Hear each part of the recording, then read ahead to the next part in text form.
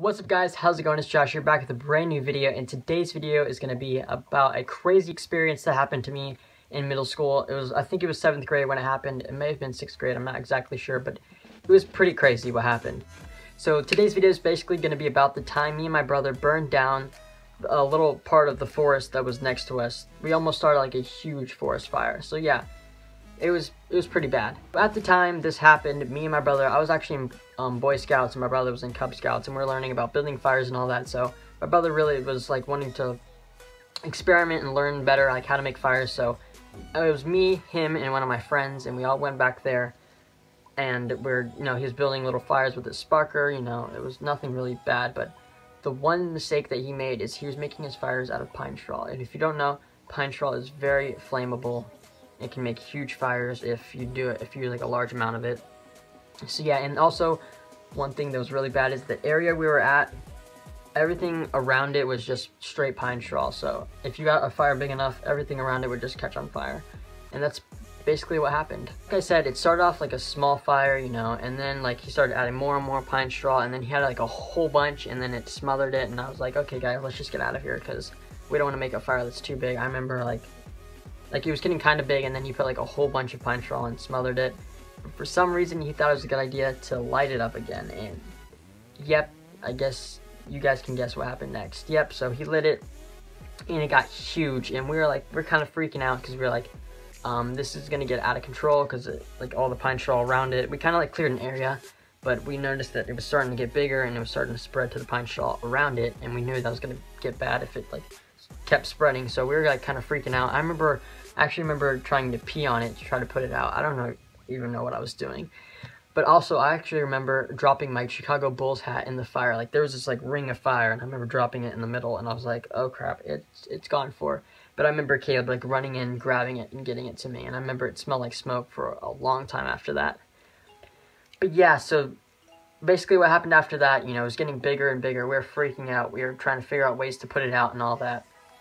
And basically it kept spreading and spreading, and that's when we finally decided to, go tell somebody.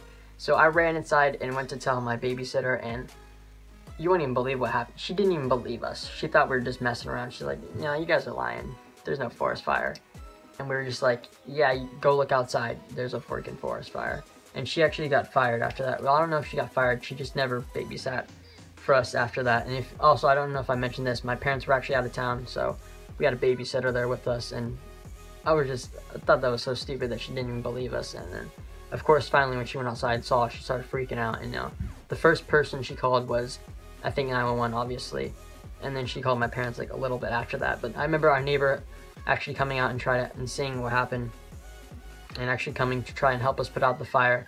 And then we didn't have a hose long enough to actually reach out there and be able to put it out. So then that's when we called 911, and that's when the firefighters came and basically put out the fire. But the fire got really big because, like I said, the area we're at, there was a whole bunch of pine straw like around it. It was kind of like we're like in this little area, and it goes like up, and there was like this hill, and then it went back. Basically the whole area and up the hill and kind of like back near the back of the hill was all got burned. I remember we actually went back out there a couple weeks after, and we remember seeing like everything around that, like everything in that area was just black and charred. Like it was a pretty bad sight. I remember someone actually put like caution tape up or something, and actually no, they put like a row of trunks back there so we couldn't go back there or something. But I remember we went back there and saw everything, and it was pretty crazy what happened. I actually thought like it was gonna get so big that it was gonna burn our house down or something. Like we were freaking out. So that was a pretty crazy experience that happened. So yeah, that's pretty much gonna be it for the video, guys. I hope you guys enjoyed it. Leave a like if you did, and leave a like for more like crazy experiences from middle school, because I think middle school is like the craziest year, or the craziest like time I've had. The most crazy things I've done ever happened in middle school, because a lot of my friends, peer pressure and all that, trying new things, being young and wanting to try new things and all that. So yeah, leave a like if you enjoyed, subscribe to me, guys. I'll see you in the next video. It's my mistake. Only fools fall for you. Only fools do what I do. Only fools fall.